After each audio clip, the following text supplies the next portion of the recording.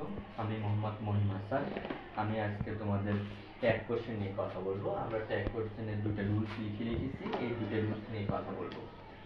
Rules 3, let's এর পরে ব্যক্তিবাচক object আস থাকলে লেটস বা লেট আস যদি প্রস্তাবনা বা পরামর্শ বোঝায়, এক্ষেত্রে ট্যাগ কোশ্চেন হিসাবে শ্যালই ব্যবহৃত হয় এবং নেগেটিভ ট্যাগ ব্যবহৃত করতে হয় না। লেটস এর পরে ব্যক্তিবাচক অবজেক্ট আস থাকলে লেটস বা লেট আস থাকলে তার প্রস্তাবনা বা পরামর্শ বোঝালে এক্ষেত্রে ট্যাগ কোশ্চেন হিসাবে শ্যালই ব্যবহৃত হয় এবং নেগেটিভ ট্যাগ ব্যবহার করতে হয় না। যেমন আমরা লিখে দিচ্ছি লেটস হ্যাভ এ পিকনিক, এখানে লেটস আছে, এই লেটসটা থাকার কারণে এখানে কি বলবে শ্যাল উই, এখানে নেগেটিভ ট্যাগটা হয়নি, শ্যাল উই, শেষে প্রশ্নবোধক চিহ্ন দিতে হবে। এখানেও ওই 2 নম্বর সেন্টেন্সটা লিখে রেখেছি লেটস ডু দি ওয়ার্ক, কাজটি করো।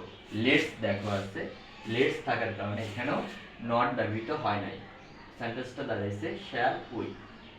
এরপরে কোন সেন্টেন্সের শুরুতে যদি ডন্ট যুক্ত থাকে, নেগেটিভ দিয়ে শুরু হয়, ডন্ট যুক্ত সেন্টেন্সের শেষে উইল ইউ ব্যবহৃত হয়। অর্থাৎ কোন সেন্টেন্সের শুরুতে যদি ডন্ট থাকে তাহলে ট্যাগ কোশ্চেন করার সময় আমরা সবসময় উইল ইউ ব্যবহার করব। যেমন এখানে লেখা আছে ডোন্ট ফরগেট মি, ডোন্ট আছে যার কারণে এই ডোন্ট থাকার কারণে উইল ইউ হলো, এখানে কোনো নেগেটিভ ওয়ার্ড ব্যবহার হয়নি। কারণ কি, যে ডোন্ট নিজে একটা নেগেটিভ ওয়ার্ড প্রকাশ করছে, এই জন্য ট্যাগ কোশ্চেনের সময় হবে উইল ইউ। পরবর্তী সেন্টেন্সটা দেখো don't miss you classes, don't আছে, ডোন্ট নিজে একটা নেগেটিভ ওয়ার্ড প্রকাশ করছে, এই জন্য এখানেও উইল ইউ হবে।